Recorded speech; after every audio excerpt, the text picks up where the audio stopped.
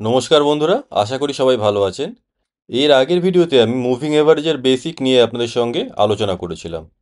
তো এই সিরিজটার মধ্যে আমি টোটাল 3খানা ভিডিও এরপরে আপলোড করব, যেটাতে আমি মুভিং এভারেজ নিয়ে টোটাল 3টে ট্রেড সেটআপ আপনাদের সঙ্গে শেয়ার করব।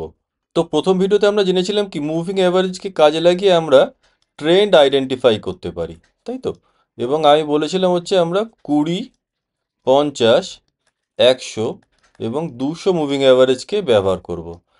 তো আমরা কোন মুভিং অ্যাভারেজকে ব্যবহার করব? আমরা কিন্তু সবসময় সিম্পল মুভিং অ্যাভারেজ ব্যবহার করব, ঠিক আছে? সিম্পল মুভিং অ্যাভারেজ কেন ব্যবহার করব? সিম্পল মুভিং অ্যাভারেজ যখন ক্যালকুলেশন করা হয়, তারা ধরুন আমি 20 SMA ব্যবহার করছি, তাহলে কিন্তু এই 20 SMA এই 20খানা ক্যান্ডেলকেই সমান ভ্যালু দেবে। বা 50 SMA ব্যবহার করছি, তাহলে কিন্তু আপনার 50টা ক্যান্ডেলকেই সমান ভ্যালু দেবে। তো আমরা সেই জন্যে SMA ব্যবহার করছি, EMA বা WMA ব্যবহার করছি না। তো এখন আমরা শর্ট টার্ম ট্রেন্ড আইডেন্টিফাই করার জন্য দুটো মুভিং অ্যাভারেজকে ব্যবহার করব। একটা হচ্ছে 20 SMA আর দ্বিতীয় হচ্ছে আপনার 50 SMA। আর লং টার্ম ট্রেন্ড আইডেন্টিফাই করার জন্য ব্যবহার করব হচ্ছে আমরা 200 SMA কে। ঠিক আছে? এই তিনটে মুভিং অ্যাভারেজকে কাজে লাগিয়ে আমরা ট্রেড সেটআপটা তৈরি করতে চলেছি। তো এখন আমাদের জানা দরকার যে এই মুভিং অ্যাভারেজগুলো ক্যারেক্টার কীরকম আছে। যেমন ধরুন 200 মুভিং অ্যাভারেজ যেটা আছে, সেটা কিন্তু আপনার লং টার্ম ট্রেন্ডকে আইডেন্টিফাই করতে সাহায্য করছে। যদি ধরুন এটা 200 মুভিং অ্যাভারেজ আছে, ক্যান্ডেল আপনার ধরুন এর এর ওপর থেকে ট্রেড করছে, তার মানে এটা কিন্তু আপনার লং টার্মে একটা আপ ট্রেন্ডকে বোঝাবে। একইভাবে যদি ধরুন ক্যান্ডেলগুলো আমি দেখি যে এর নিচে ট্রেড করছে, তাহলে কিন্তু আমরা বুঝতে পারবো যে আপনার একটা ডাউন ট্রেন্ডের মধ্যে থেকে চলছে।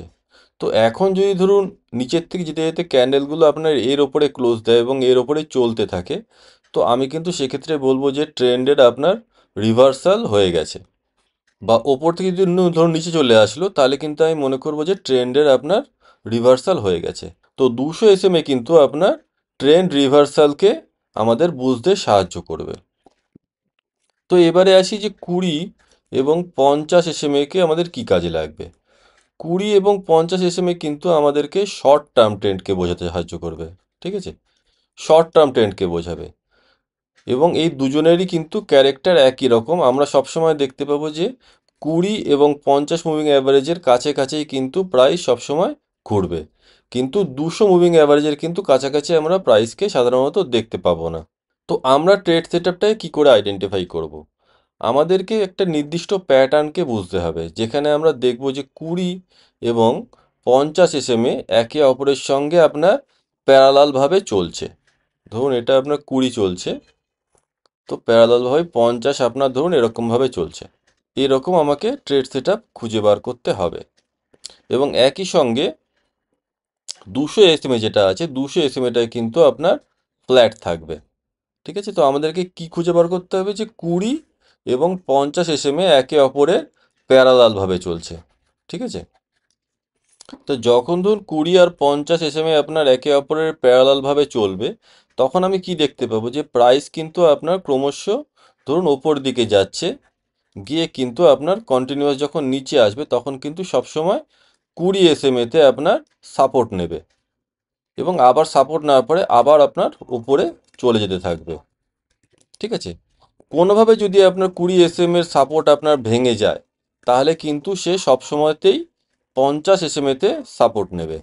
এই ট্রেড সেটআপটা আমাদেরকে আইডেন্টিফাই করতে হবে। এবং একই সঙ্গে যে 200 SMA থাকবে, 200 SMA কিন্তু আপনার ফ্ল্যাট থাকবে। ঠিক আছে? 200 SMA আপনার আপওয়ার্ড বা ডাউনওয়ার্ডভাবে থাকবে না, সে মোটামুটিভাবে ফ্ল্যাট থাকবে। 20 SMAকে অনবরত সাপোর্ট নিয়ে প্রাইস আপনার ওপর দিকে এগিয়ে যাবে। এবং যদি কখনো 20 SMA ব্রেক হয়, তাহলে সেক্ষেত্রে 50 SMAর থেকে প্রাইস সাপোর্ট নিয়ে আবার ওপরে যাবে। একইভাবে যদি ডাউন ট্রেন্ড হয়, তাহলে আমরা সেক্ষেত্রে এর ঠিক উল্টোটা দেখতে পাবো। তো যদি আমি দেখি ধরুন এরকম 20 আর 50 SMA চলছে, আর প্রাইস আপনার এখান থেকে ধরুন এরকমভাবে চলছে, এখানে সাপোর্ট নিচ্ছে, নিয়ে আবার বেরিয়ে যাচ্ছে, আবার সাপোর্ট নিচ্ছে, আবার বেরিয়ে যাচ্ছে এবং ক্রমাগত আপনার হায়ার হাই তৈরি করার মাধ্যমে যাচ্ছে। তো এক্ষেত্রে আমি ট্রেডটা নেব কোথায়? এক্ষেত্রে আমি ট্রেডটা নেব হচ্ছে তখনই যখন ধরুন দিনের আপনার হাইটা ব্রেক হয়ে যাবে। ধরুন একটা দিনের হাই ব্রেক হচ্ছে, সেই সময় আমি ট্রেডে লং ট্রেডে এন্টার করব এবং সেক্ষেত্রে আমার স্টপ লস রাখবো হচ্ছে 20 SMA-তে এবং টার্গেট থাকবে হচ্ছে আমার স্টপ লসের দ্বিগুণ বা দেড় গুণ, মানে 1:1 অথবা আপনার 1:1.5 আমি টার্গেট রেখে চলবো। আর যদি দেখি যে আমি প্রাইসটা 20 SMA-কে ব্রেক করে নিচে নেমে এসেছে, তাহলে সেক্ষেত্রে আমাকে স্টপ লস নিয়ে নিতে হবে। তো এই প্যাটার্নটাকে আমি আইডেন্টিফাই করব কি করে? এখন প্রশ্ন আসছে যে এই প্যাটার্নটাকে আমরা আইডেন্টিফাই করব কি করে? তো আমাকে সবার আগে লক্ষ্য রাখতে হবে, যদি আমি আপ ট্রেন্ড দেখতে চাই, আপ ট্রেন্ড যদি আমি দেখতে চাই, আপ ট্রেন্ডের ক্ষেত্রে আপনার 200 SMA-এর ওপরে থাকবে হচ্ছে আপনার 50 SMA, এবং 50 SMA-এর ওপরে থাকবে হচ্ছে আপনার 20 SMA। ঠিক আছে, 20 সবার ওপরে থাকবে, তারপরে থাকবে হচ্ছে আপনার 50, আর নিচে 200 SMA থাকবে হচ্ছে নিচে, এবং এরা থাকবে হচ্ছে আপনার 200 SMA থাকবে হচ্ছে আপনার ফ্ল্যাট। এবং বুলিশ ট্রেডের ক্ষেত্রে আপনার 20 এবং 50 এই দুটো থাকবে হচ্ছে আপনার রাইজিং। ঠিক আছে, মানে ক্রমশ ওপরের দিকে যাচ্ছে। একইভাবে যদি আমি ধরুন বেয়ারিশ ট্রেড নিতে চাই, সেক্ষেত্রে কী হবে? সেক্ষেত্রে আমার 200 SMA থাকবে হচ্ছে ওপরের দিকে, তারপর থাকবে হচ্ছে আপনার 50 SMA, এবং তারও নিচে চলবে হচ্ছে আপনার 20 SMA। 50 এবং 20 তার নিচের দিকে চলবে। তো এক্ষেত্রে আমি কি লক্ষ্য দেখব? যে প্রাইস আপনার ক্রমশ এখান থেকে নিচে নেমে যাচ্ছে, যখন সে ডে লোটা ব্রেক করবে তখন আমি এখানে ট্রেডে এন্ট্রি নেব। আমার স্টপ লস থাকবে হচ্ছে 20 SMA-তে, আর টার্গেট থাকবে হচ্ছে 1:1 অথবা 1:1.5। ঠিক আছে, এই সেটআপের মধ্যে আমি ট্রেড নেব। তো চলুন আমরা চার্টের মধ্যে দেখি যে এই সেটআপটাকে আমরা কি করে খুঁজে বার করব, এবং তারপরে আমি আপনাদেরকে একটা স্ক্রিনারও শেয়ার করে দেবো, যার সাহায্যে আপনারা এই ধরনের সেটআপ খুব সহজেই খুঁজে বার করতে পারবেন। ঠিক আছে, তো চলুন আমরা চার্টে গিয়ে দেখি যে এই সেটআপটা কি করে আমরা কাজে লাগাতে পারি। এই যে স্টকগুলো দেখাচ্ছি, এই স্টকগুলো কিন্তু আমি স্ক্রিনারের মাধ্যমে আইডেন্টিফাই করেছি, এবং আজকে সকালেই আইডেন্টিফাই করেছিলাম, এবং এর মাধ্যমে কিন্তু আমি একটা ট্রেডও নিয়েছিলাম। যদি আমি চার্টে দেখি, তাহলে এখানে কিন্তু আমি দেখতে পাবো যে এখানে আপনার 200 SMA রয়েছে। ঠিক আছে, এটা হচ্ছে 50 SMA, আর এটা হচ্ছে আপনার 20 SMA। ঠিক আছে, তো কি হচ্ছে, প্রাইস কিন্তু আপনার কন্টিনিউয়াস এখান থেকেই দেখছি যে 200 SMA থেকে আপনার নিচে চলছে হচ্ছে প্রাইস। 200 SMA নিচে রয়েছে হচ্ছে আপনার 50 SMA, এবং তার নিচে রয়েছে হচ্ছে আপনার 20 SMA। তো আমি আপনাকে কি বলেছিলাম যে প্রাইস থাকবে হচ্ছে এরকম একটা সেটআপের মধ্যে।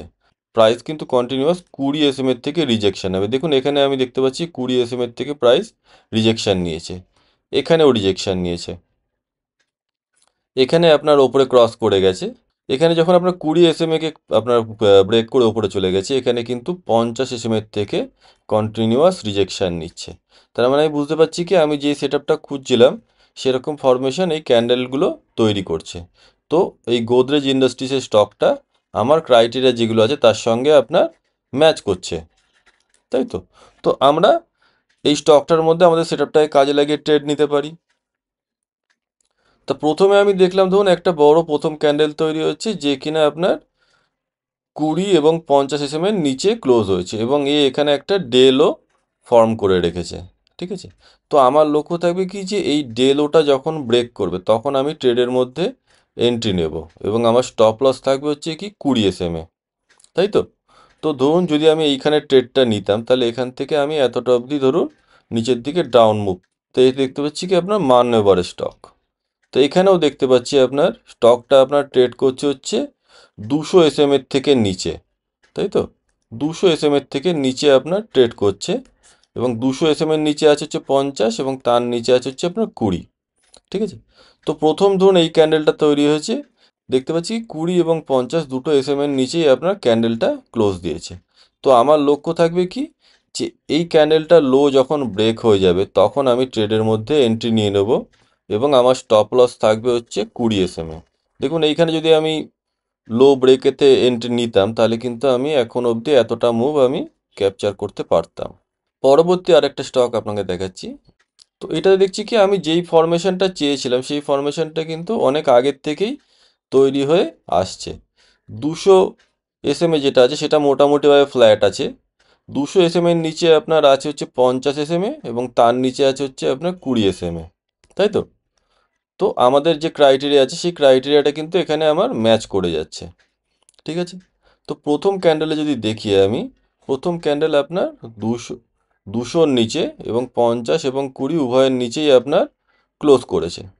তো এখন আমাকে লক্ষ্য রাখতে হবে যে কি, যে এই ডেল ওটা যদি ব্রেক করে তাহলে কিন্তু আমি ট্রেডের মধ্যে এন্ট্রি নিয়ে নেবো, অথবা যদি এখানে কোনো একটা সুইং তৈরি করতো এরকম করে নিচে নামতো, তাহলে আমি এই সুইংটা যখন ব্রেক করবে তখন আমি এন্ট্রি নিয়ে নিতাম।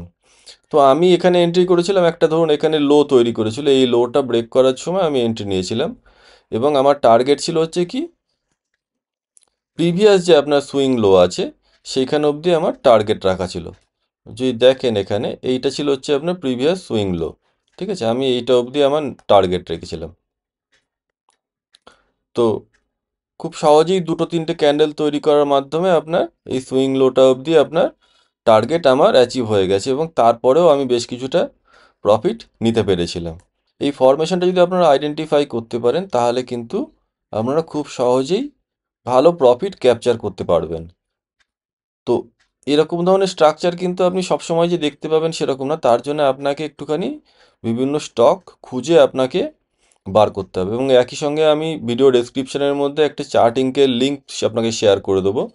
সেই লিঙ্কটাতে ক্লিক করে আপনি সহজেই সেই স্ক্রিনারের মাধ্যমে এরকম ধরনের ট্রেড সেট আপ আইডেন্টিফাই করবেন।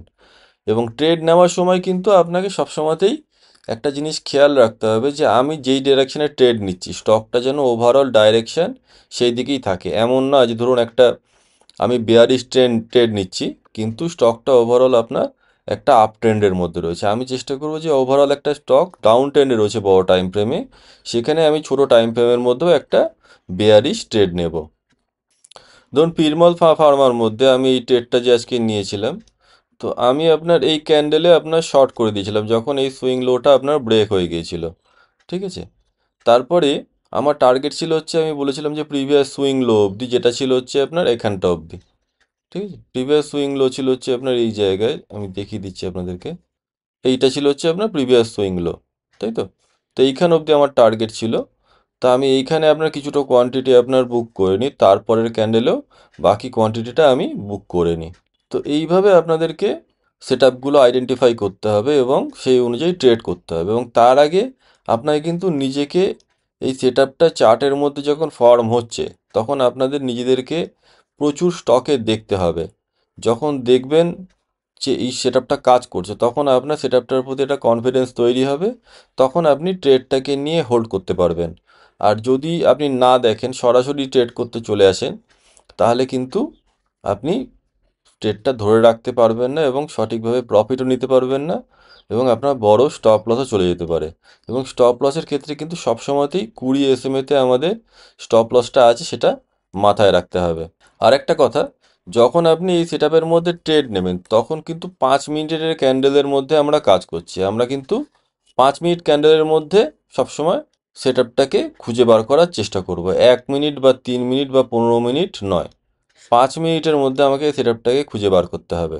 আর প্রথম 3টে ক্যান্ডেলের মধ্যেই আমি এই ফরমেশনটা দেখতে পেয়ে যাব। যদি পরবর্তীকালে দেখি যেরকম ফরমেশন তৈরি হচ্ছে তো সেক্ষেত্রে কিন্তু আমি এই ট্রেডের মধ্যে এন্ট্রি নেব না। আমাকে প্রথম 3টে ক্যান্ডেল মানে 9টা 15-র ক্যান্ডেল দেখলাম, তারপরে আরও দুটো ক্যান্ডেল দেখলাম, যদি তার মধ্যে আমি সেট আপটা খুঁজে পাই সেক্ষেত্রেই আমি ট্রেড নেব। ধরুন 10টার সময় 11টার সময় যদি ধরুন আমি এরকম সেট আপ দেখতে পাচ্ছি তাহলে কিন্তু আমি ট্রেড নিতে যাব না, সেক্ষেত্রে কিন্তু একটা ট্র্যাপ হয়ে যাওয়ার সম্ভাবনা তৈরি হবে। পুরো ভিডিওটা আপনি ভালো করে দেখবেন, যদি কোনো প্রশ্ন থাকে অবশ্যই কমেন্ট করে জানাবেন, আর চার্টিংকের লিঙ্কটা আমি ভিডিও ডেসক্রিপশনের মধ্যে আপলোড করে দেবো। সবাই ভালো থাকবেন। পরের ভিডিওতে মুভিং অ্যাভারেজ দিয়ে আমি আরও একটা সেট আপ আপনাদের সঙ্গে শেয়ার করব। ধন্যবাদ।